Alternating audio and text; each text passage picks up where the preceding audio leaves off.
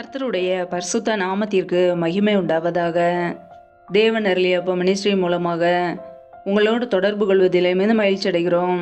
இன்றைக்கும் இந்த நாளிலும் தேவன் நமக்கு கொடுக்கிற வார்த்தை லூக்கா எழுதிய சுவிசேஷ பகுதி 18ஆம் அதிகாரம் 7-8 ஆகிய வசனங்கள். அந்தபடியே தேவன் தம்மை நோக்கி இரவும் பகலும் கூப்பிடுகிறவர்களாகிய தம்மால் தெரிந்து கொள்ளப்பட்டவர்களின் விஷயத்தில் நீடிய பொறுமை உள்ளவராய் இருந்து அவர்களுக்கு நியாயம் செய்யாமல் இருப்பாரோ? சீக்கிரத்திலே அவர்களுக்கு நியாயம் செய்வார் என்று உங்களுக்கு சொல்லுகிறேன். ஆயிலும் மனுஷகுமாரன் வரும்போது பூமியிலே விசுவாசத்தை காண்பாரோ என்றார். ஹல்லேலூயா. கிறிஸ்துவுக்குள் பிரியமானவர்களே, கர்த்தருடைய வார்த்தை சொல்லுகிறது, தேவன் தம்மை நோக்கி இரவும் பகலும் கூப்பிடுகிறவர்களாகிய தம்மால் தெரிந்து கொள்ளப்பட்டவர்களின் விஷயத்தில் நீடிய பொறுமை உள்ளவராய் இருந்து அவர்களுக்கு நியாயம் செய்யாமல் இருப்பாரோ? சீக்கிரத்திலே அவர்களுக்கு நியாயம் செய்வார் என்று உங்களுக்கு சொல்லுகிறேன் என்று கர்த்தருடைய வார்த்தை கூறுகிறது. ஆம் பிரியமானவர்களே, தேவன் அவரை நோக்கி யாரெல்லாம் கூப்பிடுகிறார்களோ அவர்களுக்கு பதில் கொடுக்கிறவர். ஹல்லேலூயா. அவர் ஜெபத்தை கேட்கிறவர்.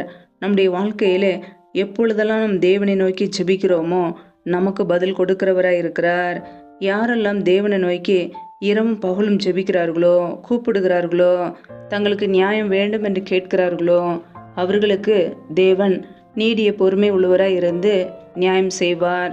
சீக்கிரத்தில் அவர்களுக்கு நியாயம் செய்வார். ஹல்லேலூயா.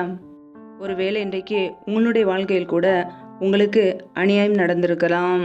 உங்களை யாராவது ஏமாற்றி இருக்கலாம், உங்களுடைய சொத்துக்களை அபகரித்திருக்கலாம், அல்லது உங்களுடைய வேலையை கெடுத்திருக்கலாம், உங்களுடைய வாழ்க்கையை கெடுத்திருக்கலாம், உங்களுக்கு அநியாயம் நடந்திருக்கலாம்.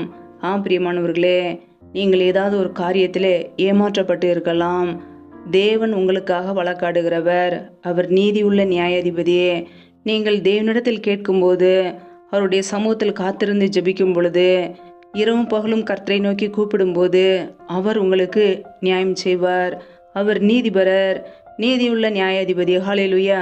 நம்முடைய வாழ்க்கையிலே நமக்கு விரோதமாய் சத்துருவாய் யார் எழும்புகிறார்களோ கர்த்தர் நமக்காக வழக்காடுவார், நமக்காக யுத்தம் பண்ணுவார். ஹல்லேலூயா.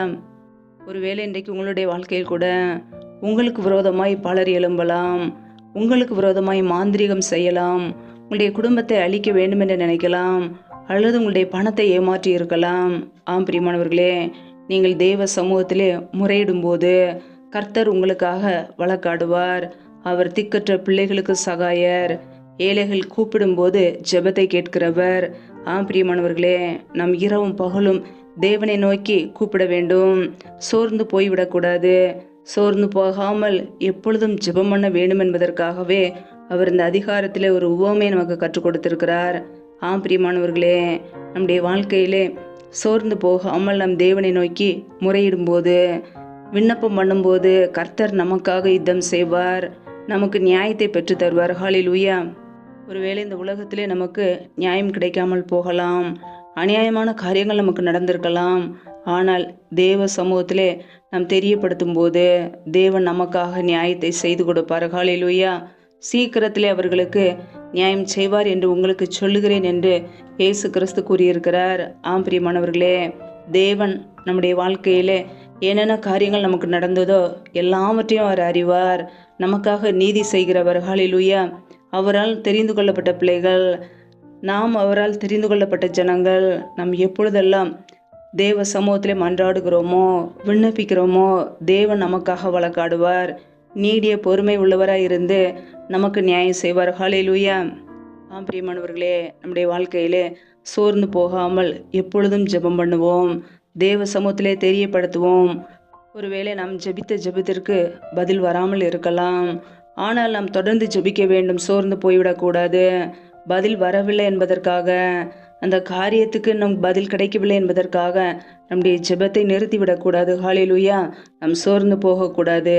சோர்ந்து போகாமல் தொடர்ந்து அந்த காரியத்துக்காக ஜெபிக்கும் பொழுது கர்த்தர் நம்முடைய வாழ்க்கையிலே நமக்காக வழக்காடுவார். நீதியான காரியங்களை நமக்கு செய்வார். ஹல்லேலூயா. சீக்கிரத்திலே செய்வார். அவர் நீடிய பொறுமையாக இருந்து ஏற்ற நேரத்திலே நமக்கு நியாயத்தை பெற்று தருவார். ஹல்லேலூயா. கர்த்தருடைய பிள்ளைகள் சோர்ந்து போகாமல் எப்பொழுதும் ஜெபிப்போம். கர்த்தருடைய கிருபைகளையும் நன்மைகளையும் பெற்றுக்கொள்வோம். ஹல்லேலூயா. கர்த்தர் தாமே இந்த வார்த்தையின்படி உங்களை ஆசீர்வதிப்பாராக. ஆமேன்.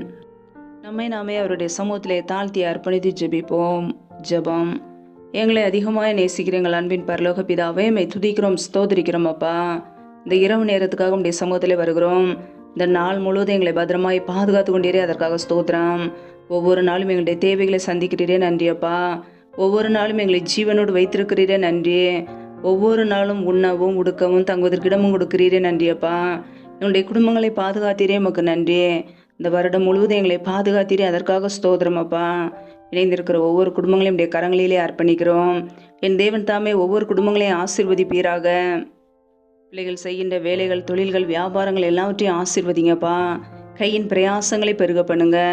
கையின் பிரயாசங்களை ஆசீர்வதித்து பெருக பண்ணுங்கப்பா. அப்படியே நன்மையினால் நிரப்புவீராக. யாரெல்லாம் பலவீனத்தோடு சோர்வோடு கஷ்டப்படுகிறார்களோ, என் தேவன் அவர்களுக்கு நல்ல சுகத்தை கொடுங்க. வசனத்தை அனுப்பி, வார்த்தையை அனுப்பி குணமாக்குகிற தேவன்.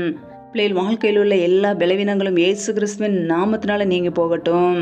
என் தேவன் சுகப்படுத்துங்கப்பா. அப்படியே கரங்களில் அர்ப்பணிக்கிறோம். யாரெல்லாம் கர்ப்பத்தின் கனிக்காக ஜெபிக்கிறார்களோ, என் தேவன் அவர்களுக்கு மனம் இறங்குங்கப்பா. பிள்ளைகள் கர்த்தரால் ஒரு சுதந்திரம், கர்ப்பத்தின் கனி அவரால் கிடைக்கும் பலன் என்று வேதத்தில் நாங்கள் வாசிக்கிறோம். என் தேவன் பிள்ளைகளை ஆசீர்வதிங்கப்பா.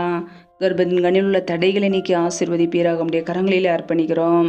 எந்தெந்த குடும்பங்களிலெல்லாம் கணவன் மனைவிக்கிடையே பிரிவினையோடு பிரச்சனையோடு வாழ்கிறார்களோ, சமாதானம் இல்லாமல், நிம்மதி இல்லாமல், கண்ணீரோடு வாழ்கிறார்களோ, என் தேவன் அந்த குடும்பத்தை சந்திங்கப்பா. என் தேவன் குடும்பத்தில் சமாதானத்தை கொடுங்க. சிலுவையில் சிந்திய இரத்தத்தினாலே எங்களுக்கு சமாதானத்தை உண்டாக்கியவர். ஒவ்வொரு குடும்பத்திலும் தெய்வீக சமாதானம் ஆளுகை செய்யட்டும். கரத்தில் அர்ப்பணிக்கிறோம். இந்த இரவு நேரத்தில் இன்பமான நித்திரை கொடுங்கப்பா. ஒவ்வொரு நாளும் அதிகாலையிலிருந்து ஜெபிக்க கர்த்தர் கிருபை கொடுப்பீராக. சத்துரு கொண்டு வருகிற போராட்டங்கள், பிரச்சனைகள், மரண பயங்கள், இருளின் அதிகாரங்கள், ஆபத்துகள், நாச மோசங்கள், தீமைகள், விக்னங்கள் எல்லாவற்றிற்கும் விலைக்கு எங்களை பாதுகாத்து கொள்ளுங்க. உடைய இரத்த கோட்டைகளை எங்களை அர்ப்பணிக்கிறோம். உடைய கிருபைகளை அர்ப்பணிக்கிறோம். உடைய மகிமைகளை அர்ப்பணிக்கிறோம். எங்களை பாதுகாத்து கொள்வீராக, ஆசீர்வதிப்பீராக.